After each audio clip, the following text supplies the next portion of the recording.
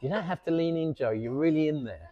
If you look that way, if you look at the bar, you can move over a little bit if you feel left out. I don't feel left out. We're live. We are. Okay. Excellent. Mark, Yeah. do your thing. Do my thing. Do your intro thing. I don't have the thing. I'm looking at the screen. I can't even see myself. Where are What we? is it? Where am I? This is the worst. This is the worst intro ever, by the way. It's great. No. We're always going for superlatives. Hi, my name's Mark Thomas. I'm the owner of Vinyl Decision Taipei, Taiwan. It's a record shop in Taiwan. We've got, 20,000 albums in here. And I'm here every week. And in the background, we have the blender going, which is good, which means we got customers in. And we do have customers in. I'm here with my good friend, Joe Seidowitz. We're going to get that by episode 20. Yeah. And every week, I've been open 15 years, but I've been buying vinyl for those 15 years, and the boxes arrive in my house and they get stored away and they get forgotten. So what we've decided to do is start opening the boxes and having a look inside and having a chat about the music we find inside and the process of buying the records, how I buy them and how I sell them, and whether there's any money to be made, which I can jump straight away and say there's no money to be made. But we're going to have a look at the records. We're going to have a chat about the records. Joe, do you want to talk for 1 second? Because what I want to do is get a little stand here and we'll put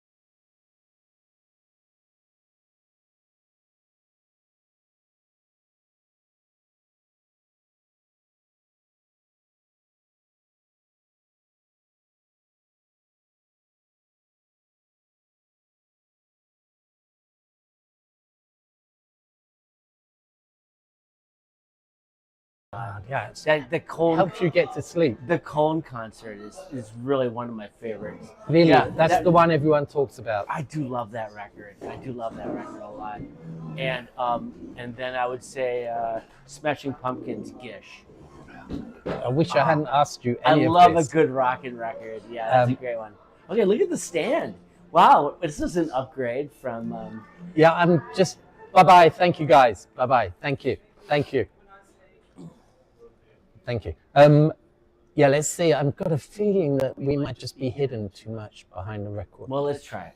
We're going to have a go. Let's open the box. So, like I say, but I was just saying to Joe, or I said to him earlier this morning, this box is a little bit of a special box because it arrived at my house, come storage area, this morning.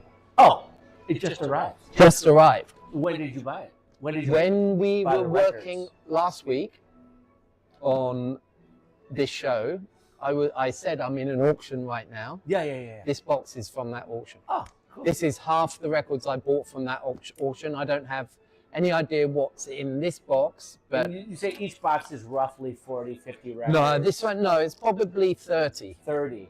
Oh, so this one isn't fully packed. So in an auction, you buy roughly 50, 60 records? Yeah. But the thing is, in an auction, if you're not careful, shipping costs are going to take away all of your profit. Yeah. I see you're using DHL for this. I don't use it. It's Oh. how it comes from Japan. Oh. So they choose the shipping, and you have to factor in your shipping costs. If you buy enough, you're going to bring your shipping costs down, obviously. Yeah. Per record. Per record, yeah. For me, with this box of say 30 records, probably the shipping cost per record is probably going to be about $5. Is it 5, huh? Yeah. Oh wow. And that's cheap as you can get it. That's a little high. It is a lot. Yeah, it is a that's lot. high. So you've got to factor it in. If you're buying records and you think you're getting a bargain and they're $3 or $4, but then your shipping is $5, you're like, okay, well then I'm paying more in shipping. But that is part of the business. You've got to get used to it. Yeah. Yeah. You can buy in larger quantities and smooth out that shipping cost. You can make it less of However- a factor, yeah. You can make it less of a factor. Maybe if I move the stand a bit more in front of Joe, it would be better. Okay, what's the first record? Let's see. Nobody it's- wants to hear us talk anymore. Oh, okay, interesting. And I remember buying this. I'm going to pass this over to you. VSOP. Wow. Yes. This is cool.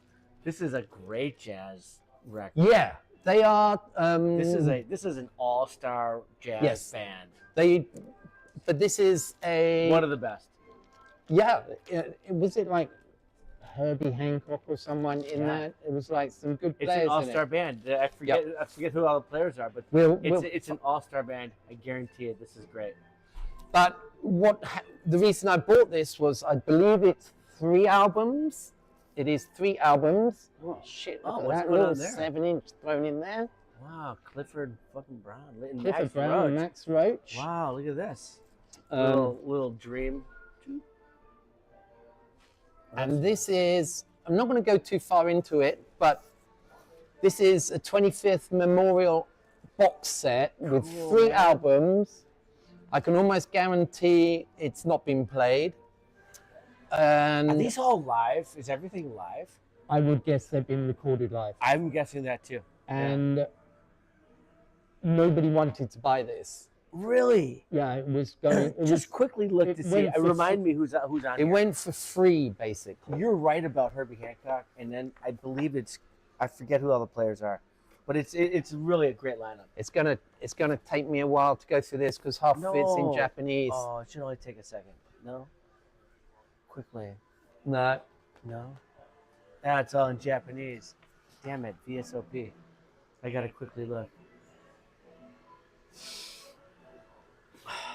But yeah, so these things you'll see in an auction, and literally nobody else bid on it. I probably paid, let's say $5 for this. I think it's worth quite a bit more. And Yeah, this is a great line. This is the greatest. okay, It's Herbie Hancock, Wayne Shorter, Ron Carter, Tony Williams, Freddie Hubbard. I mean, oh my God, it okay, really fair doesn't enough. get much better than Fair that. enough. Yeah, that's what I So, thought. Again, these kind of things, I know in an auction in Japan, nobody's going to buy them. I'm going to pick them up all day long. And fantastic stuff on there. And the actual, all material previously unissued, which is insane. Please uncover your mic. Is it covered? It Okay, was sounding very muted. okay. Are we okay now? Let's take this too. Well, that's a great first record. That's not bad. That's not, Jesus. but that explains the kind of things I look for in an auction. What I do see in auctions now is people are a lot more savvy than they were 15 years ago. Are the records categorized to be auctions? Are you No, seeing, you just this is the you'll- jazz section. This is the No, rock section. you'll just generally see big clumps. The Face Records auction I go to, each 3 days they're releasing 20,000 items. And that's not only records, that's CDs. CDs that's and items. records. Yeah. So you got to get in there with your filters on, separate what areas you're interested in. Even then, generally, I'm left with 2,000 to 3,000 records that I have to flick through, almost like I'm digging. And do you feel time pressure when you're doing that? I Do you don't feel feel like I that- got to get this done in 15 minutes? No, because I will have Because guys are maybe bidding 2 and- days. Oh, you have the 2 days. Yeah, oh. but still looking at 3,000 records in 2 days. Sure. It's a big strain, and it's mentally taxing because you've got to not only be looking at what they're selling it for, whether you want it, what price you can sell it on for. And also another thing, I need to find a base minimum in that lot that I know it's going to make it worth going into the auction for. There must be so many records that you're not familiar with at all, and you have to do research on them. Of course. So I am, but at the end of the day, I'm buying for a record shop. Right. So if it becomes too obscure, and I do see some amazing, really obscure records, and I can see they're worthwhile and they're worth collecting. Yeah. And maybe even in like 10 or 15 years, they might really be recognized or appreciated. So yeah, it depends how many beers I've had. You know, sometimes I'm like, yeah, of course, I've got to buy this. There are so many times I've had to walk away from an auction because there's just too much to buy. I've got more questions. Let's Yes. look at another Okay. record, though. And I know, Sorry. literally, I bought these last week. Manage. Um, What's this? this thing I bought as a guy, Blue Note. and it's on Blue Note, and this is brand new within the last. Paco, can you turn that over, please? I bought this. This was released within the last 10 years. Cool. And Who it is it? was, I've got no idea. All I know is I researched it. Oh, Jose James. Oh. No beginning, no end. It's actually worth a bit of money. How do you know Apparently there's, you can go to Discogs, check the listing price. Sure. But it's a brand new copy. It's not worth a great deal, maybe 30 US, 40 US. But it was just going for a song, and I thought I'll pick it up, and I wouldn't mind listening to it. Cool. Yeah. I wouldn't mind listening to that. for And sure. it's on Blue Note, so who knows? That'll be fun to put on sometime and just see what it is. See what it is. Something new from Yeah. jazz. So that actually leads me to another question. So you don't really listen to anything before you buy, huh? No, it's got nothing. Almost. You for can't me, click on a link to quick listen. Yeah, but I've got no taste in music. Yeah, that's true. You know, it's. This is true. I don't like the way you jumped. You should have gone. Oh no, Mark. No, it's really bad, folks. No, it's irrelevant. Oh, It's irrelevant what I think of it. I suppose so. Mm. I suppose so. Yeah. But you kind of have a guiding. You're kind of the guiding light for everything that's in this spot. So. Well, I try not to be, because if it was down to my taste, then it would become almost irrelevant. They'd shut the place down. They'd put some. There'd be line warning, around it. toxic Toxic. sound coming from it. Art Blakey, can't go wrong. Can't go Three Blind wrong. Mice. Wow. Three Blind Mice, one of his classic early ones. But what we have Can you is, see who's on this one?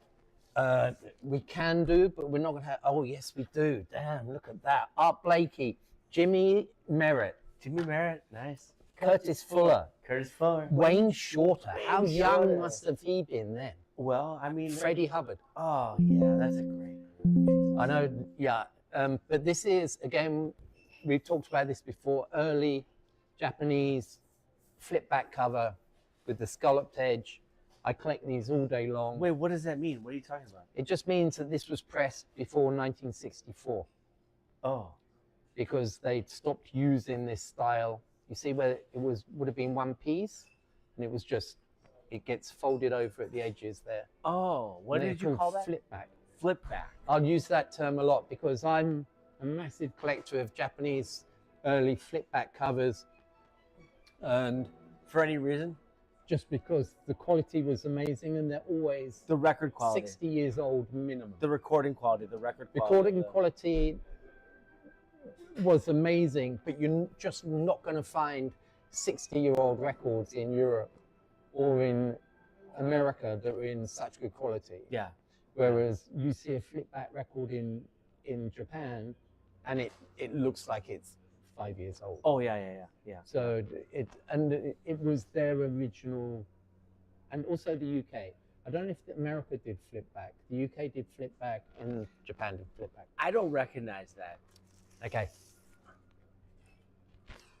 The Kinks, The nice. Kinks. I keep thinking we need to listen to more Kinks here. Everybody should listen to more Kinks. Yeah. This is a. What's this on is- that record? What songs? They never did. You know, the reason the Kinks are not. Some people rate the Kinks as high as Lennon and McCartney as songwriters. I love them. And some people say they're the definitive English band. They were quintessentially English. But the thing is, they didn't do one definitive album. You'd say that's the Kinks album. Yeah. Whereas the Beatles did 3 or 4, the Rolling Stones did Exile on Main Street. Yeah. Just each band would do their killer album. Yeah. The Kinks. Their didn't quintessential have, record. Yeah.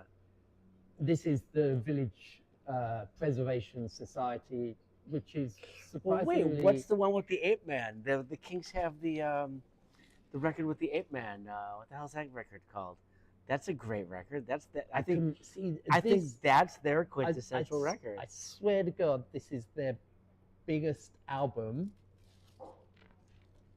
and this is their biggest album. I'd say it's their most famous album.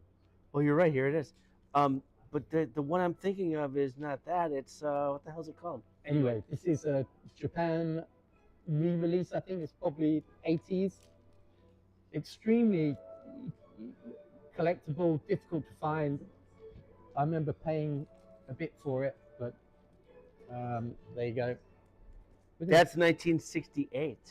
Yeah, but this pressing isn't. Okay, let's see how that looks there. It's like a little. Oh, there's Muswell Hillbillies. Oh, that's a great album. That's a great but again, album. That looks very nice, doesn't it? Yeah, I like that. Yeah, so what I'm going to do is probably album of the minute goes up there and it stays up there. Okay, we're going to have to move on from the Kinks. This one, Percy, is quite a famous one. Percy? Anyway. How am I thinking of? Next album. Yeah. Sorry. This one, I was surprised by. I'll move that. Yeah, okay, we can do that. What I can do is put that here. What is it? Well, there you go. You're No, going to have to look at it. Now we're getting confused. Yeah, we are. It's called All Back to Mine. All Back to Mine. And it's what is it? It's a compilation record, which I thought kind of sounded good. All Back to Mine. And is it American? Is it? It's English. UK? It's English. And one strike against it. So I thought, oh, okay, I'll put a bid in that because it looks like it's got some good records on it. And then the bid started going up, and I realized people are really after. Compilation made maybe. I hate saying that because it just sounds so weird. It sounds real familiar. It's got to make. Someone has put a lot of time into this compilation, and it's got some weird stuff on there. Aphrodite's Child, Electric Prunes.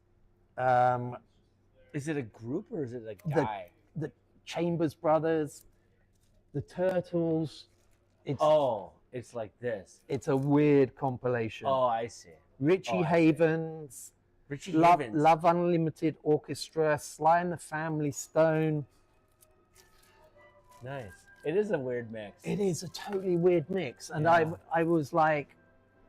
But I like that. I like weird mixes. The Just like Brothers, Loving Spoonful. Loving Spoonful. And Sexton, Lee Dorsey. It's just a total... So I thought I'd grab it, and I kind of fought tooth and nail to get this album because I want to hear. Yep, we can leave that there. That's okay, right. leave it there until we find something better to replace it. We double mic. Oh my good God! Yeah, This was some. What's that? I don't like this stand being there. It's too weird. I'm gonna take.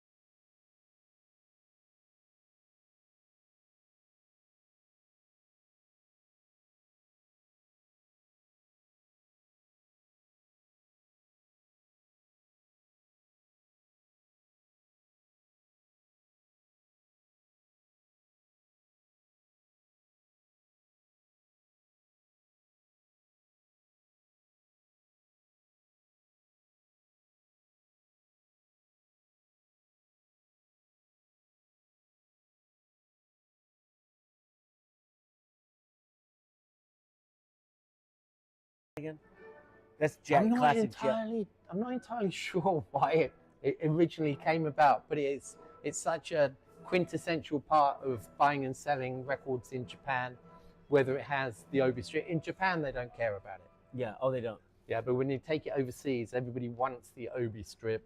Oh, yeah. Just adds that kind of The mystique authenticity of and mystique of buying Japan albums. Yeah, yeah, yeah. I know I researched this when I was looking at buying it, and I know I bought it. Yeah, so we'll have a look at that. Oh, so just real quickly. Yep. Do you think that's Persian music? I don't think so. I think it's okay. It's coming back up. we're rethinking it. I'm thinking I think it's this guy Eric Rogers, who had a band or was leading a musical troupe in, I'm guessing, the States, and he was doing interpretive world music in possibly the 70s and doing his idea of research into those markets, those kinds of fields. Wow. So I remember this could be super cool. I mean, yep. I don't know a great deal about the music and culture in Iran, but I believe there was a real lively spot back in the day. I remember, what's his name? Brian Jones with great music. Oh, Brian Jones. Brian Jones from the Rolling Stones. He went down there and obviously smoked his face off and really got into the Arabic music. And plenty of other people have gone down there and got into. So it's obviously a great musical heritage down there that has been explored. Again, just looking at a very early. Can't go wrong. Art Blakey. Jazz Messengers. Flip back cover again. Who's the trumpeter on that record? Do we know? We're not going to know. I should know this. But it hasn't got any names on here. It could be English. Freddie Hubbard. It could be Lee Morgan. It could be Lee Morgan. I'm going to have to say he's my go-to these guy. Jazz Messenger records. What's the label of that? You know? Fontana. Fontana. Yeah. Oh, weird. You recognize that shape, but you might not know it was called Fontana. No. I think of Art Blakey as like Impulse. Okay. Herbert Laws. Do you know him? Don't know. I believe he's a flautist, jazz flautist, and I picked this up for just literally nothing the other day. But the reason I picked it up, Herbert Laws is a really amazing musician, kind of 1970s jazz, not very challenging, but very smooth. He was very into nature. So he's doing jazz interpretations. But the reason I bought it is because he's on this Master Sounds Japanese label. I don't know if they were a label, but they were a series that took many amazing albums and did a Master Sounds version where they really went hardcore in the production and the mastering. And whenever I see the Master Sounds label, I will pick it up. Yeah, so there you go. A good call. I did the same thing for years with Impulse and Blue Note and what have you. Viva Chile, nice. What's going on there? You can tell me. Have a look at that. See what you can fun. make of it. It's a Japan pressing. Wow, that doesn't look like. It looks like Chilean revolutionary music. It does. Look at that, dude. Whoa, you got Max. I'm not going to try to say their name. It's a beautiful cover, though, eh? It is a beautiful And why cover. would you not pick it up? Yeah. Some things I just see in an auction, I'm like, okay, no one else is going to take that home. Do you have any sense of what you paid for that, or is that not something you want to talk about? The thing, no, I'm happy to talk about that. But the thing is, when I'm buying and when I'm selling, I'm two totally different animals. Sure. Well, you got to factor in all the expenses of getting it. What I do when I buy is I kind of look at a price and I'm like, this album is worth way more than what it's being sold for.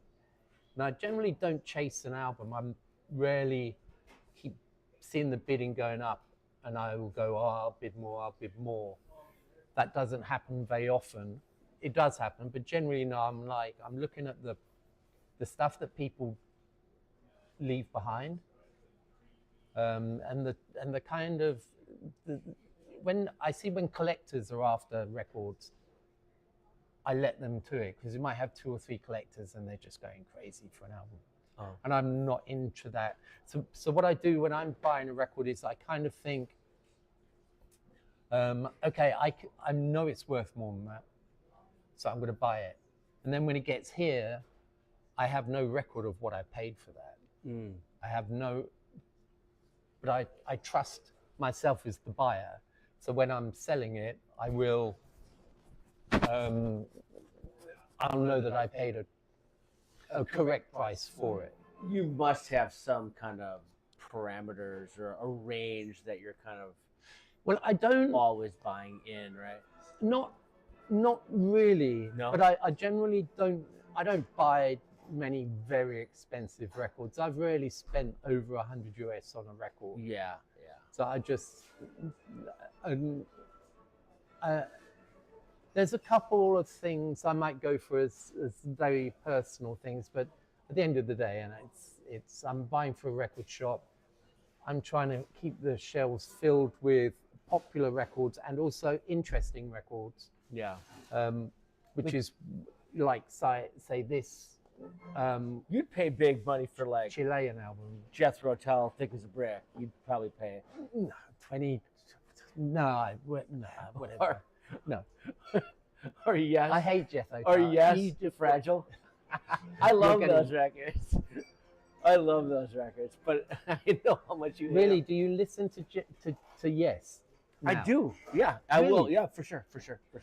Yeah, it pops up. I mean, all of my listening is done on shuffle now. Like I haven't really sat down and listened to a record from start to finish for ages. However, a lot of this music is just constantly shuffling through my devices. So Yes pops up, Jethro Tull pops up, and Beethoven pops up, and then Art Blakey pops up, and I'm just constantly cycling through music like that. Next. Ella and Basie, nice. I don't know the record, but I know that combo quite well. You know the combo quite well. Yeah, Ella and Basie. This looks later in life, right? Again, flip back cover. So this pressing's 1962, 63. Look at that old Verve label as well. Come on. Oh yeah, Verve is what I was trying to think of. Verve before. is a great. Verve is what I was thinking of earlier when I said Blue Note and Look at that. Impulse. Yeah, it looks perfect. It's beautiful. Yeah, it it's looks just perfect. such a beautiful label. And I've got a feeling I don't know. I mean, Count Basie, Ella Fitzgerald. I mean, you just can't leave those things on the shelf. If no one else is buying them, I'm going to be buying them. I agree. Yeah, I mean, why I not? agree. It's rude not to. And I know there's collectors out there who they're digging through auctions and they're looking for really specialized stuff they want. Like I say, I'm looking for stuff to fill the shelves, and I'm looking for stuff like this, which I'm going to be paying, let's just say $5 for. But it's been made 60 years ago. Yeah. It's in near mint condition. But do you know that before you buy it? No, but Yeah. from 20 years. So was that the first moment you saw the record? Yep. The I've actual never. LP? You Yeah. saw it the same time as me. Yeah. But just from nearly 20 years of buying from Japan auctions, I do feel confident enough to know. I rarely pull records out of these auction boxes that I go, oh my God, I got totally duped there. This is totally beaten up. Yeah. Yeah. Because I've been to these auction houses in Tokyo and Osaka and Fukuoka, and I've been and talked to these guys. If they see a record in bad condition, it just gets binned. Oh, really? Oh, yeah. And when so there is a quality control mechanism. I wouldn't even call it quality control. They're just not interested in anything that's not good quality. They have such a volume. They're like auction, bin, auction, bin. Yeah. And interesting. I think a lot of it is they don't want to lose face. So you do have a level of confidence as you're going through these I auctions would. that you're at least dealing with a B I've grade or bought- whatever, not A grade or whatever. I've bought many times from also Europe, all over Europe, and particularly the UK and the US, and the quality fluctuation is ridiculous. And it's got to the point where I literally don't buy it anywhere except for Japan now. I've noticed every record that we've opened up together in these last few weeks, they've all looked quite pristine. Yes. And Yep. I don't really understand that because they're from 1962 or 1968 or what have you. And yet they look pretty good. Yeah, I think it's just a social thing in Japan. Generally, things are looked after. All through level. It's not just records. Pretty much anywhere you go in Japan, things are very well looked after. You know, I remember being a 16-year-old kid. When I would get a record, you'd play it, flip it over, play it. You're playing it endlessly. You're rolling joints on the cover. Yeah. You're passing the cover around. Everyone's looking at it. It gets used and abused. And in many ways, that's a great way to listen to records.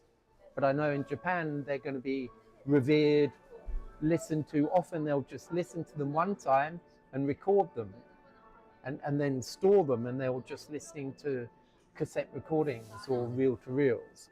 I never used records for joint rolling. I use bongs. Hey, Ty. Now you could call Paco. Paco. Oh, Paco. I think we need some more coffee. Okay, another flip back. Sorry I can't keep apologizing, but I will. Wait, I probably. Get some more coffee, please. Thank you. Don't mix those cups up. Oscar Peterson. Oscar Peterson Man. Trio. He's a guy that I found later in my jazz. Really? Yeah. And then once I found him, I'm like, oh my God, where has he been all my life? Wow. He's really good. Yeah.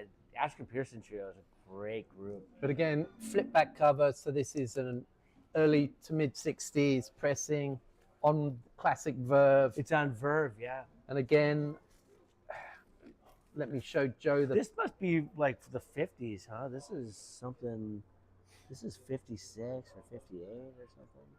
Possibly tell. very late 50s. But again. But it's an old record, is my point. And it looks perfect. It looks like perfectly pristine. I mean, look at that. It looks brand new. Yep. And it's got to be from the late 50s or something. Yeah, but you're looking at when it was released and when this pressing was, are going to be different. That's true. Yeah, you're right. I would guess this pressing, sometimes in the corner, they'll have a little date on them, and this one doesn't. So you could do a bit of research and see the exact date of that Japan release, but we'll move on. We've got a bit to go through here. Oh, and I do remember buying this because literally I bought this last week because I loved the cover. What is it? Thank you. It's Sonny Rollins. Is it Sonny Rollins? It's Sonny Rollins, but look at that cover. That's great. Such a Let's put that here. beautiful. Such a beautiful. Let me look at it first. Look at the colors, man. Oh, that's super And that jazz cool. imagery, classic, late 1960s, I'd say. I will buy albums based purely on the cover art. Yeah, I can see that. That makes sense to me. And why not? Wow. Sonny Rollins at the Music Inn. And on the other side is a guy, Teddy Edwards. I don't know Teddy Edwards. I don't know Teddy Edwards either. No, I don't. But Sonny Rollins at the Music Inn. Wow. Love Sonny Rollins. His album, The Bridge, one of my all-time favorites. What's this? Cecil Taylor. Cecil Taylor. Yep. Another great. Who's played pianist. And I got this one. It's a blue note. Yeah, let's put it over there because this one's quite important.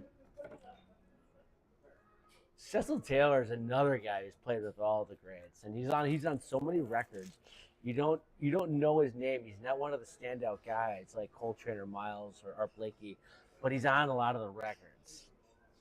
Yeah. The thing with this blue note is it doesn't have the blue note label. It has the transition label. Oh, I'm not sure what that means.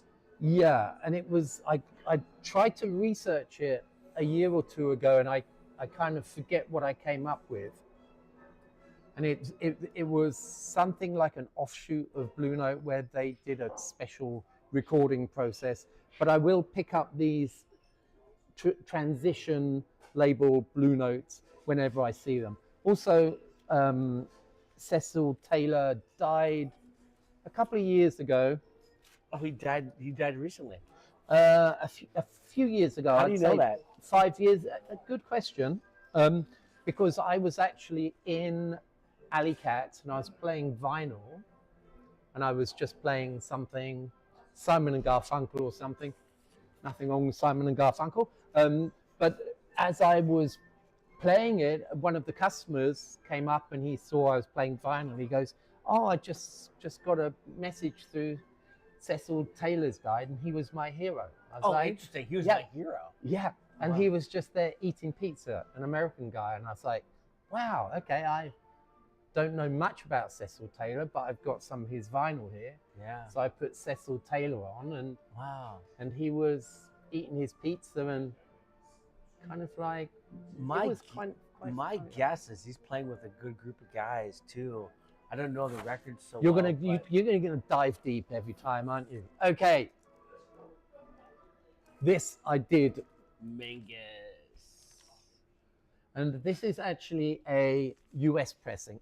Is it? Yeah, and it's a US compilation. It's Oh, horrible. MCA. Look at that. Late label MCA. I'm guessing this is late 70s, but a great double album of the best of Mingus, which for me, I'm a Mingus fan. You like the best ofs and the I compilations. do, because if anyone, there's on this planet, there's at least 3.5 million people MCA Impulse. who know more about Charles Mingus than I. So for someone else to make a compilation means it's going to be better than I could ever do. So yeah, the Impulse label, but then they use this.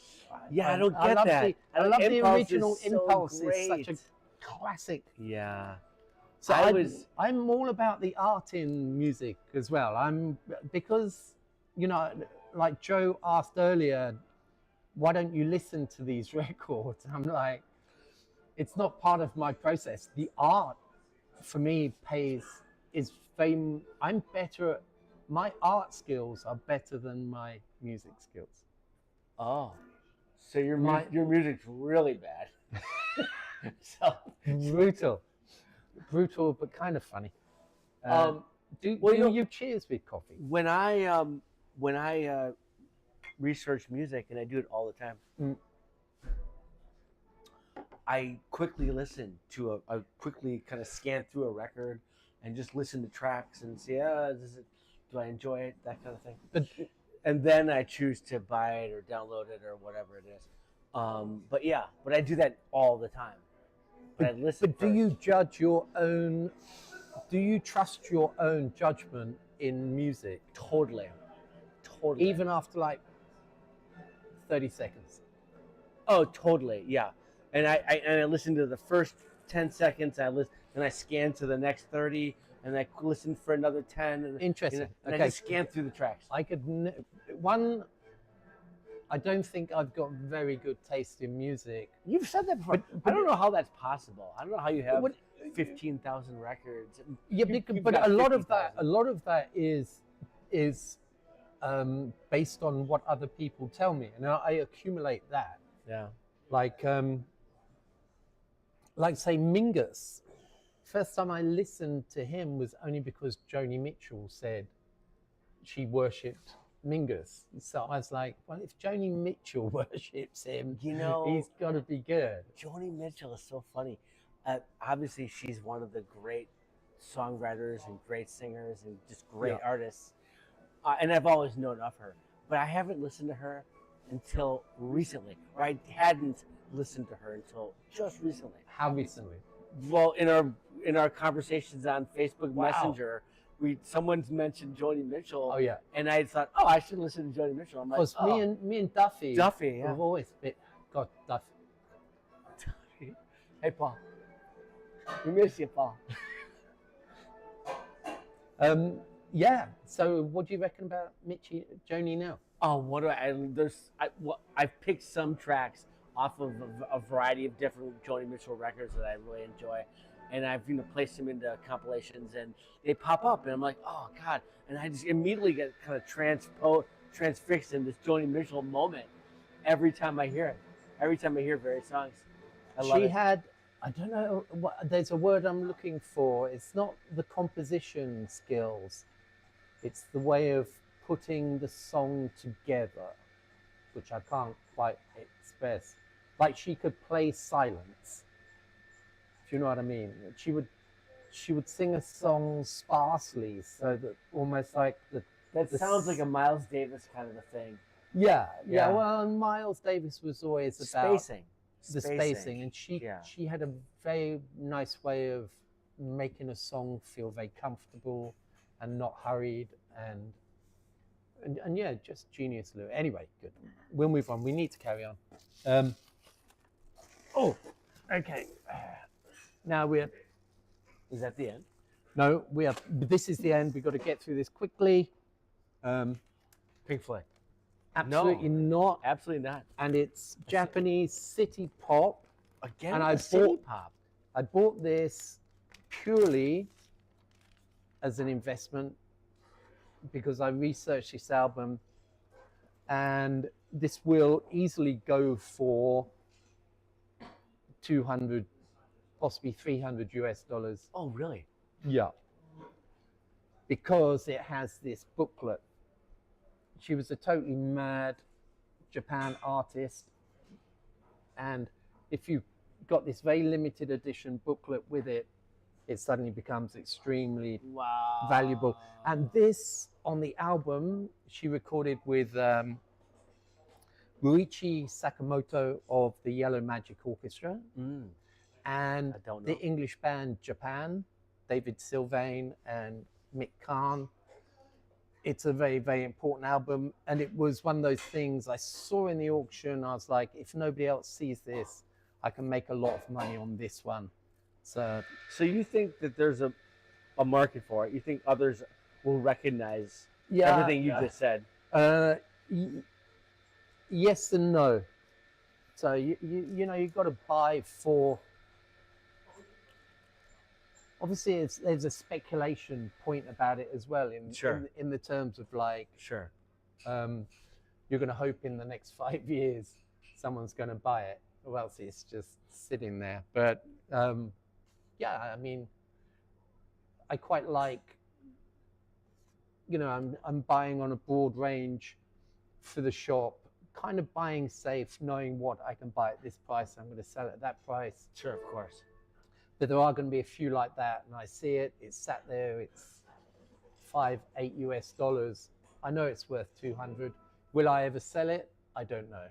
But you told me maybe a year ago you were packaging up the Scorpions. What's the name of that record? I forget. But you were shipping it to like Ukraine or Russia or something. Yep. And it was sold for, was it like $200 US? Yep. There was it was way more than I expected. Yeah.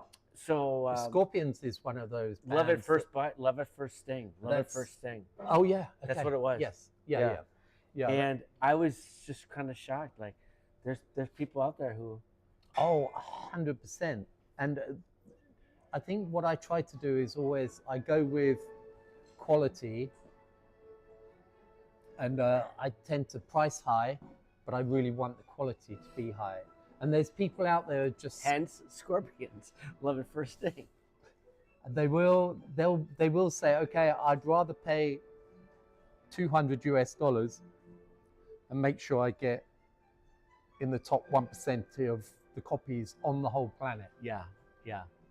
Or they could just pay $50 and get in the top 20% on the planet, which then is an even guarantee. Yeah. But anyway, I buy this every time I see it.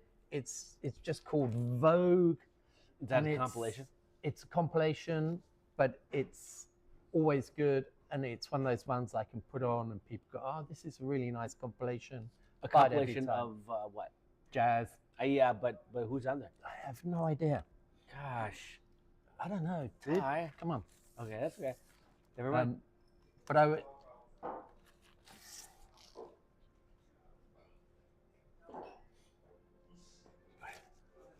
Okay, right. Clifford Brown.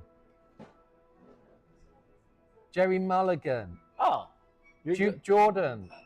Zoot Sims. Bud Powell. Thelonious. So you're going back into the 50s. Yeah. Lee Konitz. Yeah. Sonny Clark. Whatever.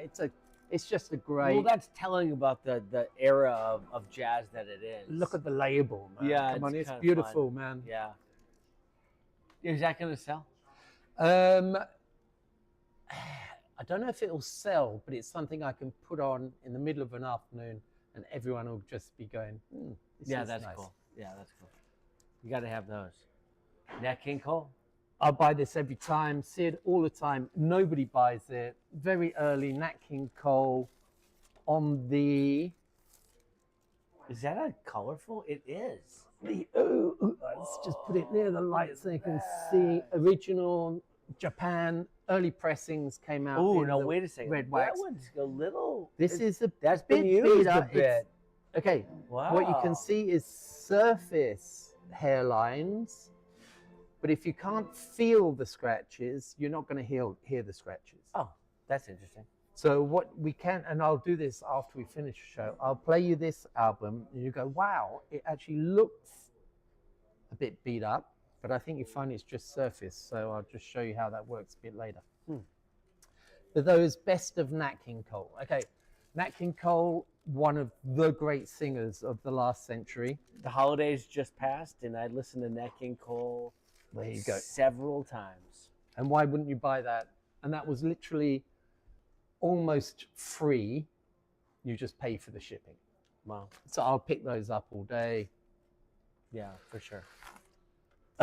Oscar Peterson Trio. Again with Oscar Peterson. Nice. Yeah, and this is one album. It's called We Get Requests.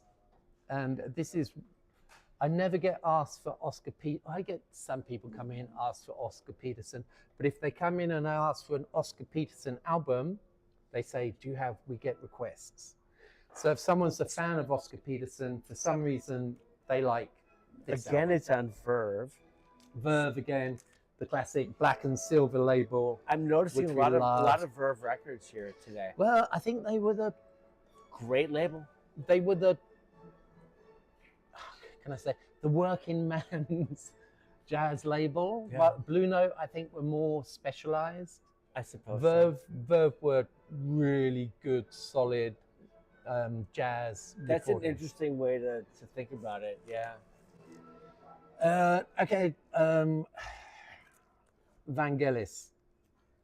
I know nothing about Vangelis. 1970s electronic composer. Made the music for the great Film. He did lots of films.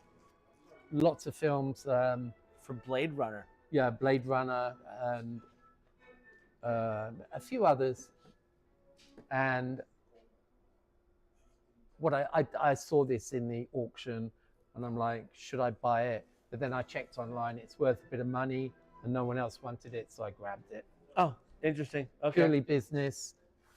Straight in, another exactly the same red vinyl, best of Nat King Cole. Oh, interesting. You bought two. No, Yeah, no, I'm going to buy them because they just sat there, and if I don't buy them, they get thrown away type thing.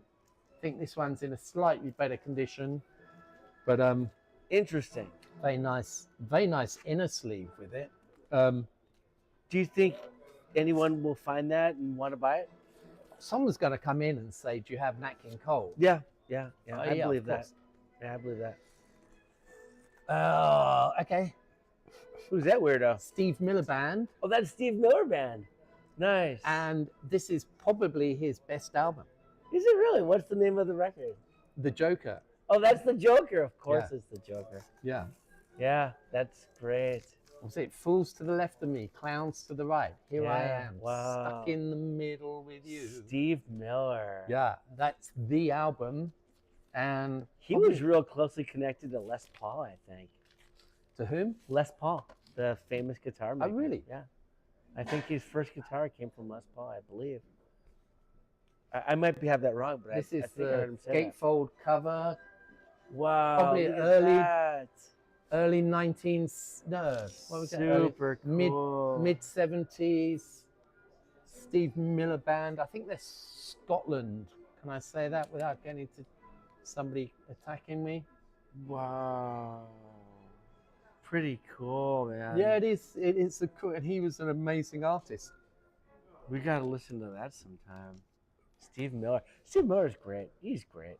Yeah, He's one of those artists that is so overplayed, or at least was. Well, they so had the one track. overplayed that it's a little hard to. It was a little hard to listen back in the day because you just heard him constantly. There's artists like that. Tom Petty was like that, and there's so many.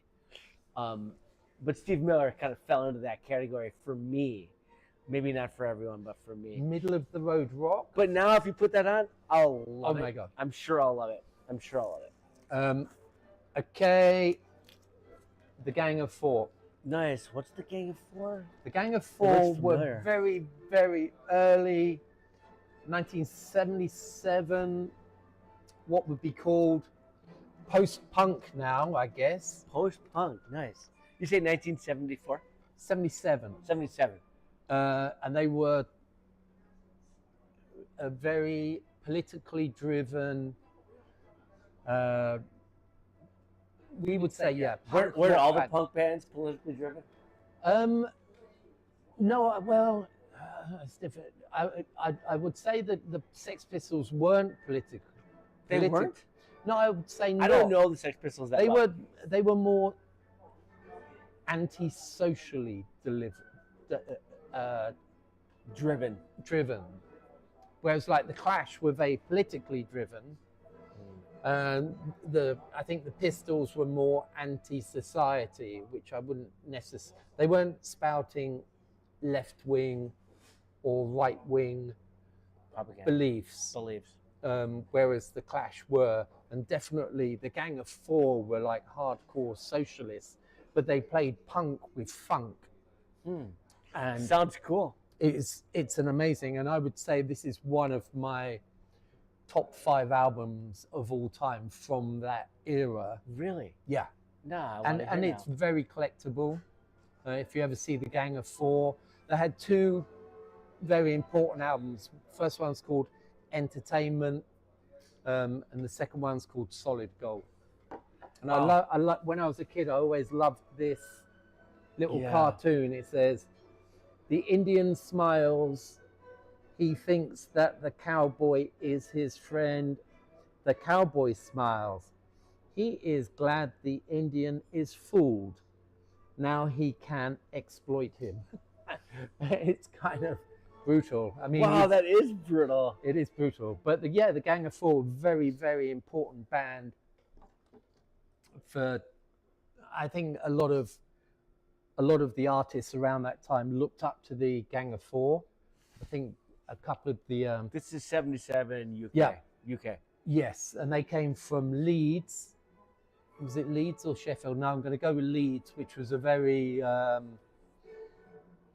very economically depressed area of England at the time. It was where the coal mines were all being shut down. It was music from a very troubled area, and coming from the nasty part of the Thatcher years, it created this, and they chose punk and funk as this weird amalgamation to create I want to hear that. to create their socialist messages. And yeah, Gang of Four, love them all day long. Got to get through this. We're getting near the end now. Kingfish, Trident. Wow. I bought it, still not knowing at all what it is. I think it's kind of some blues stuff from the late 70s, but I loved the imagery. Yeah. And it was free, so I was like, okay, throw that into the I package. bought it. It was free. Well, I bought it. It was probably $3 or $4 US. But then I've got to pay for the shipping, so it's a bit of a gamble. So but it's $8. Yeah. yeah, but look at that as the cover, and I do believe it's late 70s blues from the States. Cool. Which Cool. there's sometimes you're just going to take a gamble. Yeah, for sure. You must do that a lot often. Take a gamble, right? Modern Jazz Quartet. Yeah, Nice. Modern There you Jazz Quartet. Now, I don't often buy the Modern Jazz Quartet because they're a bit wishy-washy for me, but this is on the classic flip back cover, and it's in, look at the, have a feel of that, feel the quality, feel how pristine it is. Well, you know. Oh no, yeah, it's very flimsy. It is flimsy, yeah. But for 65 years old, it has barely been touched. Yeah, right. Yeah, right. It's I kind back of in the day, the Japanese would put these very nice fold-over inner sleeves that obviously got damaged with this one, and this obi on this one is so rare to find this obi from 65 years ago in this condition. And it's such a classic, very early obi. So as soon as I saw this, I was going to pick it up all day long. You recognize the obi as being It's of an era, of a time period, of a yeah. classic. I mean, there are some albums that if they have the obi on it, the price will increase by 10 times. Oh, really? Literally 10 times. Oh. Most of the time with the standard album, if you have the obi, it might put it up 10 to 30%. There are some obis that are so rare that it will increase the value maybe tenfold. Oh, wow. Crazy. So like this 1960s Modern Jazz Quartet, having this obi would, I would say, increase the value of this maybe 3 times. Just in a word, you said this obi. What does that mean, this obi? Because there's color?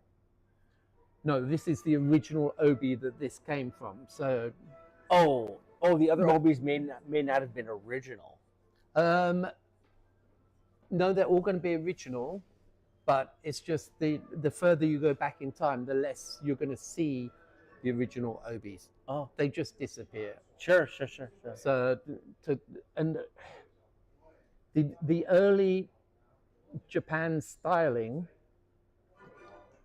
they had a quality. It's very hard to define. But I look at this, and as soon as I see this, I go, okay, that's early 1960s Cool. Japan. And Cool. I gotta tease that out of you. How to I'm not define gonna, that later. because I have more of an artistic eye than I do have a musical eye. This is true. I see things, And the art here is terrible. Just terrible. I'm sorry. but I do see things more artistically, and I do buy. I just noticed White Pink Floyd. What's that? Let's move on. Joe's had too much coffee. 100%. This was bought Chuck Berry. Chuck Berry. Wow. You know, he's such a pivotal. Some people say artist. the greatest guitarist of all time. I mean, You know, I mean, like rock and roll. but he started look at that rock and roll. cover. However, I never really listened to Chuck Berry, but I'd like to listen to that. I'd like to hear what that's about. I know Chuck Berry. I'm familiar with Chuck Berry. I'm 100% with you on that. I would never put on a Chuck Berry. And I have Chuck Berry. I just never really ever listened to Chuck Berry. And yet he's really such a monumental he was a massive character in artist. music, But this is in rock and roll. This is a Japan compilation. I bought it entirely for the art design on the cover. It's just so quintessentially 1970, 1971. Yeah. It's beautiful. Yeah. That's I love pretty the cool. stylized fonts all day long. Put that Pick up there. those up. Yeah, that's a kinda nice one. That's an interesting one to look at for a second. There you go. Gang of Four. Enjoy talking about. We're nearly at the end. We're there. We've done it. Let me see what the very last one is. It's going to be a boring one, which is. Is it the last one? No, this is the last one. Now, okay. Jeez. What is it? Show it. I have got no idea. No, it's quite a good. Sad. No, ending. it's quite a good way to end Goodbye Box. Thank you. It's quite a good way to end because apparently this is a Vancouver band Oh, and cool. they're brand new. Cool. And they're doing some, I'm guessing, punky, post-punky stuff. I don't know. It could be heavy metal for all I know. But I did do a quick research and saw that it was a brand new band based on true shit. They've tried to do a Japan obi here. I was just going And to it's ask you not- about that. This was all made in America. Oh, that's not an authentic obi, huh? It's not an authentic obi at all. So they've tried Oh. to, look at that, Dichio. Yeah, wow. That's all my Chinese, Japanese used up.